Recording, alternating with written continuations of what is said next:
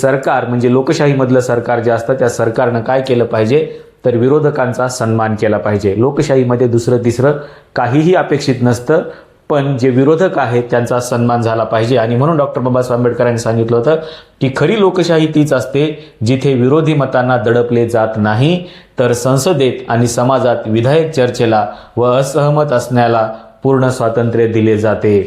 प्रसिद्ध विचारवंत बॅजहॉट यांनी ही व्याख्या करत असताना सांगितलं की चर्चेतून चालणारी शासन पद्धती म्हणजे लोकशाही.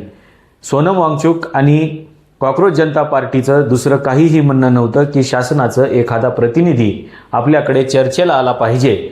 जर चर्चेला आला असता साधा तरीही ही लोकशाही जिवंत आहे असं आपल्याला वाटायला लागलं असतं. पण जर शासनाचा कुठलाही प्रतिनिधी जर तुमच्याकडे चर्चेला येत नसेल तर समजून जा की तुमची लोकशाही मृत झालेली आहे, डेड झालेली आहे. आणि त्याच्यामुळं बॅजहॉट यांनी सांगितलं होतं की लोकशाही ही केवळ निवडणुकांपुरती मर्यादित नसते, तर ती कायद्यांचे संकलन नसून ती सततच्या लोकचर्चेतून आणि परस्पर संवादातून जिवंत असते. सरकारची भूमिका फक्त संवादाची असायला पाहिजे होती आणि सरकारचा एखादा प्रतिनिधी या संवादासाठी पुढे यायला पाहिजे होता. अमर्त्य सेन यांनी सांगितलं की लोकशाही म्हणजे काय तर सार्वजनिक विचारमंथन होय. म्हणजे सार्वजनिक विचारमंथन हीच खरी लोकशाहीची व्याख्या आहे.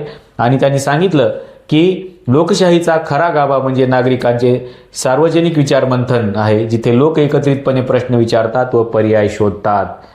सोनम वांगचुक आणि कॉक्रोच जनता पार्टी यांचं काहीही म्हणणं नव्हतं. त्यांना फक्त एवढंच अपेक्षित होतं की सरकारने आमच्यासोबत चर्चेला यावं, आमचं म्हणणं ऐकून घ्यावं आणि